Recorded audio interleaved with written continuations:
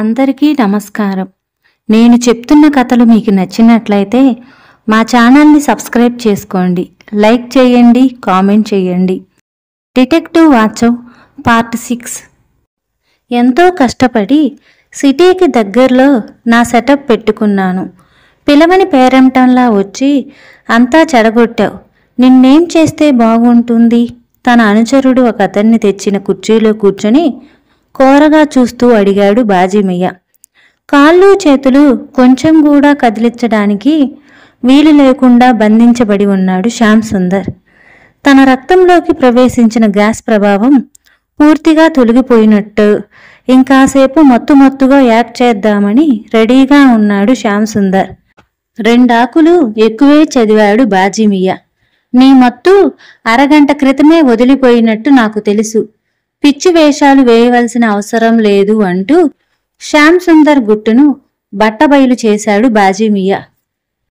అంతలో చెవులు గింగిర్లెత్తేలా మోగటం మొదలుపెట్టింది బాజీమయ్య సెల్ఫోన్. అసహనంగా దాన్ని అందుకొని నెంబర్ని చూశాడు. ఈ నెంబర్ మన స్టేట్ది కాదు, ఔరంగాబాద్ ఏరియా నుంచి ఏదో ల్యాండ్ ఫోన్ అని అతనికంటే ముందుగా నెంబర్ని చూసి చెప్పాడు తన పక్క ఉన్న అనుచరుడు. ఔరంగాబాద్ ఏరియా నుంచి అంటే ఎవరు చేస్తారు మనకి అంటూ కాసేపు ఆలోచించాడు బాజీమయ్య. శ్రావణ్ దాదా జైల్లో ఉన్నాడు. అతన్ని బయటకు తీసుకురావడానికి సబూద్ అనే రౌడీ తాపత్రయపడుతున్నాడు. తనేమైనా ఫోన్ చేసి వింటాడా అని నసులు చిట్లిస్తూ ఫోన్ లిఫ్ట్ చేస్తాడు బాజీమయ్య. అరే బాజీమయ్య, నేనే బే శ్రావణ్ దాదాని. వినవచ్చిన ఆ గొంతుని వినగానే తనకు తెలియకుండానే కుర్చీలో నుంచి లేచి నిలబడ్డాడు బాజీమయ్య. దాదాసాబ్ నమస్తే, ఎలా ఉన్నారు మీరు? జైల్లో నుంచి ఫోన్ ఎలా చేయగలిగారు సాబ్ అంటూ వినయంగా అడిగాడు బాజీమయ్య. ఇక్కడి పోలీసులు భలే చలాకీగా ఉన్నారు బే. నేను జైల్లో నుంచి తప్పించుకున్న వార్తను కనీసం బయటకు పొక్కకుండా చాలా జాగ్రత్త పడ్డారు. చాందిపూర్ దగ్గరలో నుంచి ఫోన్ చేస్తున్నా అన్నాడు శ్రావణ్ దాదా. చాలా దూరంలో ఉన్నారు, ఇక్కడికి వచ్చే ఆలోచన ఏమైనా ఉందా అని అడిగాడు బాజీమయ్య. ఉండబట్టే నీకు ఫోన్ ఏర్పాట్లు చెయ్యి, రేపు ఈ పాటికి నీ దగ్గర ఉంటా అంటాడు శ్రావణ్ దాదా. డెఫినెట్గా చేస్తా, మీకోసం ఎదురు చూస్తూ ఉంటా అంటాడు. వెంటనే ఫోన్ కట్ అయిపోవటంతో తన అనుచరులకేసి ఓ చూపు చూశాడు బాజీమయ్య. సాయంత్రం ఆ రియల్ ఎస్టేట్ గాడికి కబురు చేసి డబ్బులతో సింగూర్ రమ్మని చెప్పు. బస్ స్టేషన్ దగ్గర నిలబడితే మనమే పోయి కాంటాక్ట్ చేద్దాం. శ్రావణ్ దాదా వచ్చాక వీలు పడకపోవచ్చు అని చెప్పాడు బాజీమయ్య. మరి ఇతను? శ్యామ్ సుందర్ వైపు చూపిస్తూ అనుమానంగా అడిగాడు అనుచరుడు. శ్రావణ్ దాదా అసలు ఈ సిటీకి ఎందుకు వస్తున్నాడు అని అడిగాడు బాజీమయ్య. తనను జైలుకు పంపించిన శ్యామ్ సుందర్ కోసం అంటాడు అనుచరుడు. మరి ఇతనెవరు? శ్యామ్ సుందర్ అనాలోచితంగా పేరు చెప్పి ఎగురు గంతేసినంత పనిచేశాడు అనుచరుడు.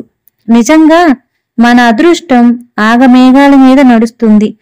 ఎవరి కోసం అతను ఇక్కడికి వస్తున్నాడో ఆ మనిషినే మనం ఎదురు నిలబెడితే దాదాసాబ్ ఎంత సంతోషిస్తాడో అని బాజీమయ్య సంతోషంగా చెప్తాడు. 1 కాదు 2 కాదు, కనీసం 25 సార్లైనా వాసంతి నెంబర్ని ప్రెస్ చేసి ఉంటాడు రమేష్. అయినా అటు నుంచి సమాధానం రాకపోవటంతో విసుగ్గా తల విదిలించి తన జీప్ డ్రైవర్ వంక చూశాడు. ఎక్కడికి పోదాం సార్? వెంటనే అడిగాడు అతను. శ్యామ్ సుందర్ అవుట్ ఆఫ్, వాచవు అవుట్ ఆఫ్, ఇప్పుడు ఆ లిస్టులో వాసంతి కూడా చేరింది. ఇప్పుడేం చెయ్యాలో నాకేమీ అర్థం కావటం లేదు అని విసురుగా అన్నాడు రమేష్. సార్, మన ఎస్ఐ దినేష్ వస్తున్నాడు ఉన్నట్టుండి చెప్పాడు జీప్ డ్రైవర్. మోతులు చేస్తూ వచ్చి జీప్ దగ్గర ఆగింది హీరో హోండా. సార్, ఔరంగాబాద్ నుంచి స్పెషల్ మెసేజ్ మనకు వచ్చింది దిగుతూనే అన్నాడు దినేష్. గుండెలు గుబేలుమన్నాయి రమేష్కి. శ్రావణ్ దాదా జైలు నుంచి పారిపోయిన తర్వాత ఒక హోటల్లో క్యాషియర్ని కొట్టి కొంత నగదు పట్టుకుపోయాడంట. ఒక ఆటో డ్రైవర్కి మస్కా కొట్టి ఆటో తీసుకుని పారిపోయాడు. ఆ తర్వాత ఒక బడ్డీ దగ్గర కాయిన్ బాక్స్ నుండి ఫోన్ చేశాడు. ఆ ఫోను మన సిటీలో ఉన్న ఒక అతనికి చేసినట్టు రిజిస్టర్ అయ్యింది అని చెప్తాడు ఇన్స్పెక్టర్ దినేష్. ప్రమాదం తరుముకుంటూ తమ సిటీలోకి వచ్చేసిందా అని అంటాడు రమేష్. సార్, మనం ఆ సెల్ ఫోన్ ఏ ఏరియాలో ఉందో తెలుసుకోగలిగితే చాలా బాగుంటుంది అన్నాడు దినేష్ మాట్లాడటంతో. ఆ మాటలకి ఆ పని చేయటం మాటలు చెప్పినంత తేలిక కాదు. అయినా సరే ఒకసారి ట్రై చేయటంలో తప్పు లేదు కదా అంటాడు రమేష్. ఒకసారి గవర్నమెంట్ హాస్పిటల్ దగ్గరికి పోయి ఆ తర్వాత నా ప్రయత్నాలు మొదలు పెడతాను. 2 నెట్వర్క్ల ఎగ్జిబిట్స్ నా స్నేహితులు, వాళ్ళ హెల్ప్ తీసుకుంటాను అంటూ ముందుకు వెళ్ళబోయాడు. వెంటనే చటుక్కున ఆపాడు రమేష్. గవర్నమెంట్ హాస్పిటల్కి వెళ్తున్నావా? ఎందుకు? ఏమైనా ప్రాబ్లమా అని అడుగుతాడు రమేష్. ప్రాబ్లం ఏమీ లేదు సార్. ఒక ఆమె సిటీ లిమిట్స్ దగ్గర యాక్సిడెంట్కి గురైందంట. దెబ్బలు ప్రాణాలు పోయేంతటి పెద్దవి కాకపోయినా తను స్పృహలోకి రావటం లేదు. పిచ్చి పిచ్చి కలవరింతలేవో కలవరిస్తుందట. ఆ కేసు హ్యాండిల్ చేసిన ఎస్ఐ నాకు బాగా తెలుసు. ఎందుకో ఒకసారి రమ్మని నాకు చెప్పాడు అని చెప్తాడు దినేష్. రోజుకి 42 యాక్సిడెంట్లు మన సిటీలో ఏదో ఒక మూల ఎప్పుడో ఒకప్పుడు జరుగుతూనే ఉంటాయి. దెబ్బలు తగిలిన వారందరూ షాక్కి గురవుతూనే ఉంటారు. ఏదో ఒకటి కలవరిస్తూనే ఉంటారు. అది చాలా కామన్ అన్నాడు రమేష్. ఇది మాత్రం డిఫరెంట్ సార్. ఆ అమ్మాయి కలవరింతల్లో మీ పేరు కూడా ఉన్నట. మీకు రింగ్ ఇస్తే మీరు బిజీ అని చెప్పారట. చాలా కూల్గా అసలు విషయాన్ని వెల్లడించాడు దినేష్. ముఖం మీద ఎవరో చాచిపెట్టి కొట్టినట్లయింది రమేష్కి. ఈ మాట ఇంతకు ముందే ఎందుకు చెప్పలేదు? ఎప్పుడు జరిగింది ఈ యాక్సిడెంట్? చురుకుగా చూస్తూ దినేష్ని అడిగాడు. ఇందాకే 1 గంట క్రితం. మిమ్మల్ని కాంటాక్ట్ చేయటం కుదరక మన స్టేషన్కి చెప్పాడు. విషయం ఏమిటో వివరంగా తెలుసుకున్న తర్వాత మీకు చెబుదామని ఆగాను, వినయంగా చెప్పాడు దినేష్. వెంటనే ఇన్స్పెక్టర్ రమేష్ దినేష్ బైక్ మీద కూర్చొని తొందరగా గవర్నమెంట్ హాస్పిటల్కి పద అంటాడు. హాస్పిటల్కి వెళ్తుండగానే అక్కడ ఉన్న పోలీస్ కనపడతాడు. ఆ అమ్మాయి ఎవరో తెలిసిందా అని అడిగాడు రమేష్. ఐడెంటిఫికేషన్ తెలియటం చాలా కష్టం సార్. కనీసం తన వెంట హ్యాండ్ బ్యాగ్, పర్సు కూడా లేదు చెప్పాడతను. ఆ అమ్మాయి ముఖం చూసి మేము వెళ్ళిపోతామంటూ హాస్పిటల్లోకి ఎంటర్ అయ్యాడు రమేష్. మై గాడ్ వాసంతి, ఏమైంది నీకు? కంగారుగా అంటూ బెడ్ మీద అచేతనంగా పడి ఉన్న వాసంతి చేతిని గట్టిగా పట్టుకున్నాడు.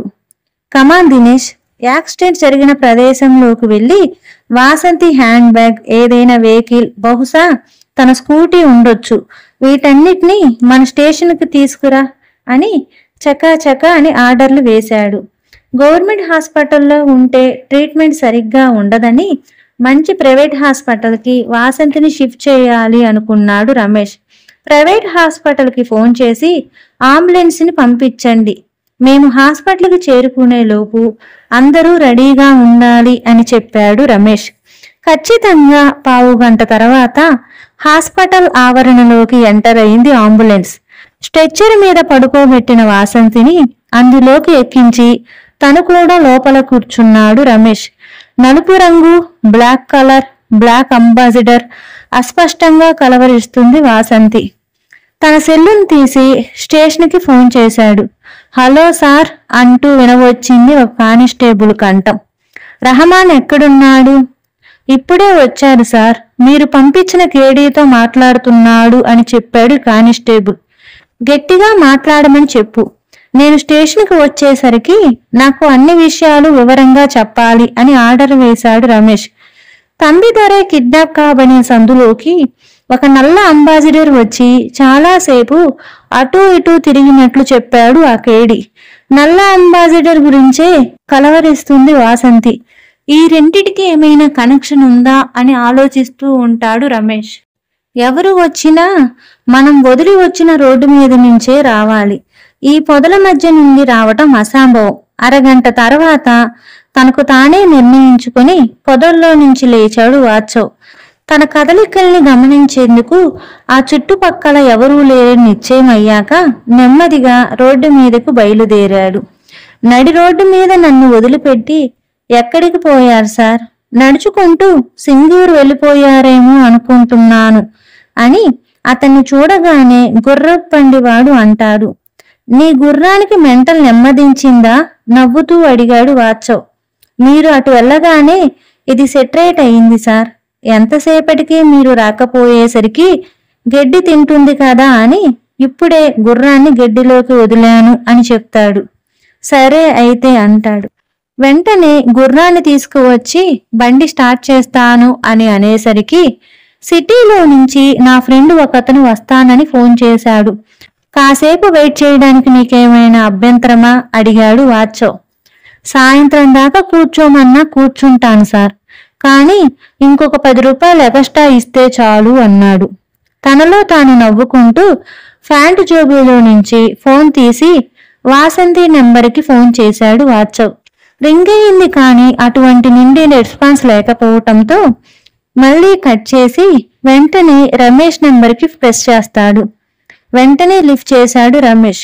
హలో బ్రదర్, యువతల కొంపలు నిట్ట నిలువునా తగలిపోతుంటే నువ్వు ఫోన్ స్విచ్ ఆఫ్ చేసి కూర్చున్నా, త్వరగా వచ్చాయి కంగుమంటూ వినవచ్చింది రమేష్ గొంతు. వాట్ ఈస్ ద మ్యాటర్ అని అడిగాడు వాచవ్. మ్యాటరా నా ముఖమా? వాసంతికి యాక్సిడెంట్ అయింది, స్పృహలో లేదు, కేర్ హాస్పిటల్కి తీసుకుపోతున్నా, నువ్వు వస్తున్నావా లేదా అని అడిగాడు రమేష్. గొంతుకు లావుపాటి గుడకరాయి అడ్డుపడ్డట్లు అనిపించింది వాచవ్కి. 24 గంటలు రోజుకి 1 గంట కూడా విశ్రాంతి ఇవ్వకుండా చాకిరీ చేయించుకోవటం ఒక్కటే కాదు, మన దగ్గర పని చేసే వాళ్ళ బాగోగుల్ని కూడా కాస్త పట్టించుకుంటూ ఉండాలి. నువ్వు వెంటనే బయలుదేరి హాస్పిటల్కి వచ్చే అంటూ వినవచ్చిన రమేష్ మాటలు వాచవుని ఉక్కిరి బిక్కిరి చేసేశాయి. నన్ను తిట్టిపోయడాన్ని ఆపి వివరాలు చెప్పు కమాన్ అంటాడు వాచవ్. తమకు తెలిసిన విషయాన్ని ఒక్కదాన్ని కూడా వదిలిపెట్టకుండా వివరించి చెప్పాడు రమేష్. తనకు తెలిసిన బ్లాక్ అంబాసిడర్ గురించి, వాసంతి కలవరిస్తున్న బ్లాక్ అంబాసిడర్ ఒకటి కలిపితే వచ్చే రిజల్ట్ ఎటువంటిదో కూడా చెప్పాడు. వాసంతి దగ్గర ఎవరినైనా వదిలి నువ్వు ఆ అంబాసిడర్లకి సంబంధం ఏంటో ఇన్వెస్టిగేషన్ చెయ్యి సాలోచనగా చెప్పాడు వాచవ్. నువ్వు రావటం లేదా అని అడిగాడు రమేష్. శ్యామ్ సంగతి సరైన దారిలోకి వచ్చింది, ఇంకాసేపట్లో ఏదో ఒకటి తేలిపోతుంది, నేను రావడానికి వీలు పడకపోవచ్చు నెమ్మదిగా అన్నాడు వాచవ్. అతని ప్రాబ్లం రమేష్కి అర్థమైంది. ఓకే, వాసంతిని నేను చూసుకుంటాను, నువ్వు నీ పని చూసుకో అని ధైర్యం చెప్పాడు. వాసంతి దగ్గర ఎవరు నుంచుతావ్ అని అడిగాడు. నా భార్య ఇంట్లో ఖాళీగానే ఉంది, పిలిపిస్తాను, నువ్వేమీ టెన్షన్ పడకు అని ఫోన్ పెట్టేస్తాడు రమేష్. సరిగ్గా 20 నిమిషాల తర్వాత పరుగులాంటి నడుకతో అటుగా వచ్చారు 4 ఆగంతుకులు. ఎవరు మీరు? ఏం చేస్తున్నారిక్కడ? టాంగాని చూడగానే చాలా రఫ్గా అడిగేవారు. నోరు తెరిచి వాచవ్ సమాధానం చెప్పకముందే కూర్చున్న చోటు నుంచి లేచి వారి దగ్గరికి వచ్చాడు గుర్రపు బండి వ్యక్తి. తన గురించి, తన బిజినెస్ గురించి, తన టాంగాని లాగే గుర్రాని గురించి, దాని మెంటల్ గురించి కళ్ళకు కట్టేలా వర్ణించి చెప్పాడు. ఇంకో అరగంటకు గాని దాని తిక్క దిగదు, అంతవరకు వెయిటింగే గతి అన్నాడు. అతని మాటల్లో అనుమానించదగ్గ అంశం ఏమీ కనిపించకపోవటం వల్ల రోడ్డు పక్కనే ఉన్న పొదల్లోకి వెళ్ళిపోయారు. పొదల్లోకి వెళ్ళిన ఒక వ్యక్తి వెనక్కి వచ్చి గుర్రబండి వాడితో మాకు ఒక చిన్న పని ఉంది, చేస్తావా అని అడిగాడు. ఆల్రెడీ గుర్రబండిలో ఉన్న సార్తో సింగూరులో దింపుతానని బేరం కుదుర్చుకున్నాను అంటాడు ఆ వచ్చిన వ్యక్తితో. ఆ వచ్చిన వ్యక్తి వాచవ్ దగ్గరికి వెళ్ళి మాకు చిన్న పని ఉంది సార్, మెయిన్ రోడ్డు వరకు వెళ్ళాలి, మీకు అభ్యంతరం లేకపోతే ఒక్క అరగంట అని రిక్వెస్ట్ చేస్తాడు ఆ వ్యక్తి. ఆయన్ని అడిగితే ఏం చెప్తారు? గుర్రం కట్టాల్సింది నేను, లాగాల్సింది నా గుర్రం, నాతో మాట్లాడు అంటాడు గుర్రపు బండి వ్యక్తి. ఈ పొదల్లో కొంచెం లోపల ఒక పాత బిల్డింగ్ ఉంది, అక్కడ మా కోసం వంటలు చేయబడ్డాయి, ఆ పదార్థాలన్నీ అక్కడి నుంచి తీసుకుపోవాలి, నువ్వు ఎంత అడిగినా ఇస్తాం వెంటనే చెప్పాడు ఆ వ్యక్తి. కను చివరల నుంచి వాచవ్ వైపు చూశాడు టాంగావేల. అతని పర్మిషన్ ఇస్తే కాసిన డబ్బులు సంపాదించుకుంటానన్న రిక్వెస్ట్ కూడా ఉంది ఆ చూపులో. రెండో ఆలోచన లేకుండా ఒప్పేసుకున్నాడు వాత్సవ్. ఒకవేళ వాళ్ళు బాజీమియా మనుషులు అయితే సింగూర్ వెళ్లాల్సిన అవసరమే లేదు కదా, అందుకని వాళ్ళంతగా అడుగుతుంటే కాదనటం బాగోదు, వెళ్ళిరా అని చిన్న కంఠంతో చెప్తాడు వాత్సవ్. సంబరి పడిపోతూ గుర్రాన్ని తెచ్చి టాంగాకి కట్టాడు ఆ వ్యక్తి. పొదల్లోకి పోయి పావుగంట తర్వాత సువాసనలు వెదజల్లుతున్న ఆహార పదార్థాలు పాత్రలతో వచ్చాడు. టాంగాని కొంచెం దూరం పోనిచ్చి తమను ఫాలో అవటం మొదలు పెట్టాడు వాత్సవ్. వచ్చేశారు, భోజనాలు తీసుకొని వచ్చేశారు అని బాజీమియా అనుచరుల్లో ఒకతను బిగ్గరగా అరిచాడు. టాంగాలో ఉన్న పాత్రలన్నిటినీ లోపలికి చేరవేసినందుకు గాను టాంగా వాళ్ళకి 200 రూపాయల నోట్ను ఇచ్చారు భోజనాలు తీసుకురావడానికి వచ్చిన వాళ్ళు. తిరిగి అక్కడి నుండి టాంగాను తీసుకుని బయలుదేరబోయాడు. గుర్రం ఎంత కొట్టినా ముందుకు కదలటం లేదు. మళ్ళీ గుర్రం మొరాయించింది. ఇక అది తిక్క తీరేదాకా కదలటం అసంభవం అని అర్థమయ్యి చిరాకుగా చూస్తూ ఒక చెట్టు కిందకి పోయాడు టాంగావాల. బీడీ వెలిగించుకొని వెయిటింగ్ మొదలు పెట్టాడు. అతనికి కనిపించకుండా ఇంకో పక్క నుంచి ముందుకు నడిచాడు వాత్సవ్. రోడ్డుకి దూరంగా దట్టమైన చెట్ల మధ్య నిర్మించబడి ఉన్న పాతకాలపు బిల్డింగ్ను చూసి అక్కడే ఒక పొదచాటున ఆగిపోయాడు.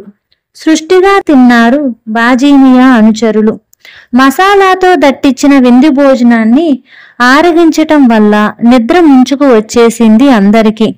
అనుచరులతో పాటు తను కూడా కునికిపాట్లు పడుతున్నాడు బాజీమియా. ఒకే ఒక్క మనిషి పూర్తిగా తెలుగులో కనిపిస్తున్నాడు.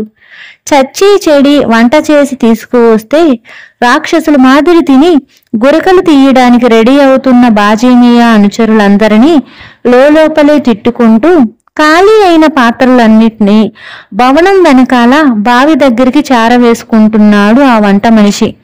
తినడానికి రెడీ, శుభ్రం చేయడానికి మాత్రం ఒక్కడూ రాడు. వీరికి వంటలు చేసి పెట్టలేక నా ప్రాణం పోతుంది తనలో తాను అనుకుంటూ ఆ పాత్రల్ని శుభ్రం చేసే పనిలో బిజీ అవుతున్నాడు. తప్పించుకోవాలి అనుకుంటే అంతకన్నా మించిన అవకాశం మరొకటి మళ్ళీ రాదని అర్థమై దృష్టినంతా తను బంధించి ఉంచిన తాళ్ల మీద కేంద్రీకరించాడు శ్యామ్ సుందర్. కాస్తంత కదిలించడానికి వీలు లేకుండా కట్టిపడేశారు కాళ్ళని చేతులని. చేతులకి కాళ్ళకి కట్టిన తాళ్ళు ఓడటం లేదు. ఆ ఇంటికి ఎక్కడా తలుపులు గుమ్మాలు లేవు అని అర్థమయ్యి ఇక్కడి నుండి పారిపోవడానికి ఇదొక్కటే మార్గం అనుకుంటూ దొర్లుకుంటూ ఆ గదిలో నుండి పక్క గదిలోకి, అలా ఆ గదిలో నుండి ఇంకొక పక్క గదిలోకి దొర్లుతున్నాడు శ్యామ్ సుందర్. టాంగాలో తెచ్చిన పాత్రలన్నిటినీ ఖాళీ చేసి తలా ఓ పక్క చేరి కునికిపాట్లు పడుతున్న బాజీమియా అనుచరుల్ని ఓరకంట గమనించుకుంటూ పొదల చాటు నుంచి ముందుకు జరిగాడు వాత్సవ్. ఆ భవనం వెనుక భాగంలోకి వెళ్లి నిలబడితే లోపలికి వెళ్లేందుకు సరైన మార్గం కనిపించవచ్చు అనిపించింది వాత్సవ్కి. కింద ఉన్న ఎండుటాకులు శబ్దం చేయకుండా చాలా జాగ్రత్తగా అడుగులు వేస్తూ మరో 10 గజాల దూరం ముందుకు మోయేసరికి అతనికి కనిపించింది ఒక దృశ్యం. బంధింపబడి ఉన్న శ్యామ్ సుందర్ దొర్లుకుంటూ కనపడ్డాడు. తిరుపతి వెంకటేశ్వర స్వామికి పొర్లు దండాలు పెడుతున్నట్లు బయటకు దొర్లుకుంటూ వస్తున్నాడు. ఉన్నట్టుండి ఆగిపోయాడు శ్యామ్ సుందర్. తాజ్పాము తల ఎత్తినట్లు ముఖాన్ని కొంచెం పైకి ఎత్తి 25 గజాల దూరంలో ఉన్న బావి వంక చూశాడు. చేస్తున్న పనిని వదిలిపెట్టి తల ఎత్తుతున్నాడు. బావి దగ్గర భోజనం పాత్రలను శుభ్రం చేస్తున్న మనిషి. గమనిస్తాడు అనుకుంటున్న లోపే గమనించాడు బావి దగ్గర ఉన్న మనిషి. హే, ఏం చేస్తున్నావ్? ఎక్కడికి పోతున్నావ్? ఆశ్చర్యంగా అడుగుతూ చటుక్కున పైకి లేచి గబగబా ముందుకు వచ్చాడు వంట మనిషి. ఇంకొక మాట అతని నోటి వెంట గట్టిగా బయటికి వస్తే శ్యామ్ సుందర్ పని కథమైపోయిందే. భవనంలో ఉన్న బద్మాషులందరూ బయటికి వచ్చేస్తారు. వాత్సవ్ భయపడినట్లే బిగ్గరగా అరవడానికి నోరు తెరిచాడు ఆ వంట మనిషి. రెండో ఆలోచన లేకుండా కిందకు వంగాడు వాత్సవ్. పట్టెడు లావున్న ఎర్రటి పలుగురాయ ఒకటి పొదల దగ్గరే ఉంది. దాన్ని చేతుల్లోకి తీసుకుని క్రికెట్ విసిరినట్లు వేగంగా ముందుకు విసిరాడు. గింగిరాలు తిరుగుతూ పోయింది అది. అరుపు బయటికి రాకముందే బలంగా ఆ వంట మనిషి నోటికి తగిలింది. నోటిలో ఉన్న అరుపు నోరు దాటి బయటకు రాకముందే రక్తసిక్తమైపోయింది అతని నోరు. నోటిని చేతులతో అదుముకుంటూ మోకాళ్ళ మీద కూలబడిపోయాడు వంట మనిషి. నిలబడిన ప్రదేశంలో నుంచి చెంగున ముందుకు దూకి పరిగెత్తుకుంటూ వచ్చాడు వాత్సవ్. ఎప్పుడనగో నేను పట్టుబడితే ఇప్పుడు వస్తున్నావా తీరికగా?